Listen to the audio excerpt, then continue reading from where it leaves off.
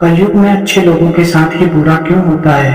आपने सुना होगा, मैं तो भगवान की इतनी पूजा पाठ करता हूँ, दान दक्षिणा भी देता हूँ, गरीबों को खाना और कपड़े भी दान करता हूँ, भजन कीर्तन में भी जाता हूँ, कभी त्योहारों पर मैं भंडारा भी लगा देता हूँ, लेकिन फिर भी हमेशा मेरे साथ ही बुरा क्यों होता है? और जो लोग बुरे हैं उनके साथ सब अच्छा ही होता है, उनका हर कोई गुणगान भी करता है।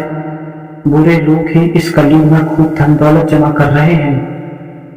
अगर आप लोगों को भी ऐसा ही लगता है तो स्वागत है दोस्तों सतगुरु वाणी चैनल पर। आइए जानते हैं आखिर इस कलयुग में ऐसा क्यों हो रहा है। आज से लगभग 5000 वर्ष पूर्व महाभारत के युद्ध में श्री कृष्ण ने अर्जुन को भागवत गीता के उपदेश दिए थे।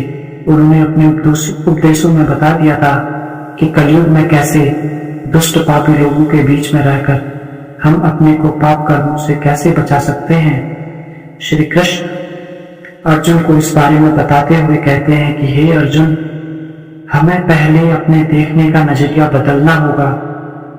जैसे कोई मनुष्य भजन पूजा पाठ धार्मिक कार्य करता है पर वो दुखी रहता है, लेकिन असल में वो दुखी नहीं है। हमें अध्यात्म का सिस्टम समझना पड़ेगा।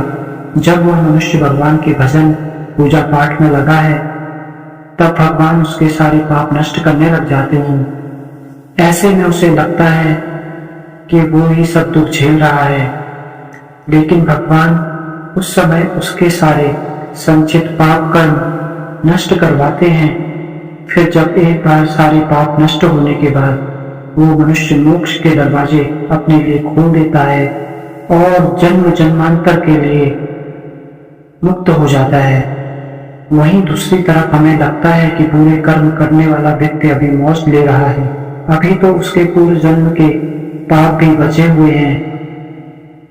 अब इस जन्म के पाप भी जुड़ गए, अब उसे एक साथ सारे पाप कर्म भुगतने पड़ेंगे।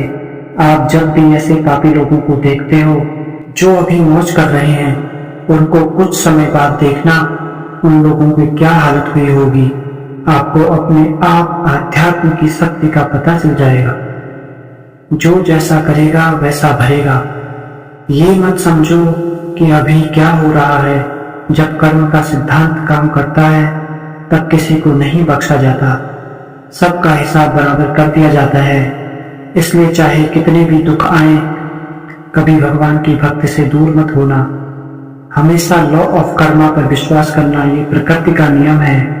सबके पाप और पुण्य का हिसाब होता है, बस थोड़ा सा समय लग जाता है। इसलिए हमेशा अपने प्रभु पर विश्वास करना।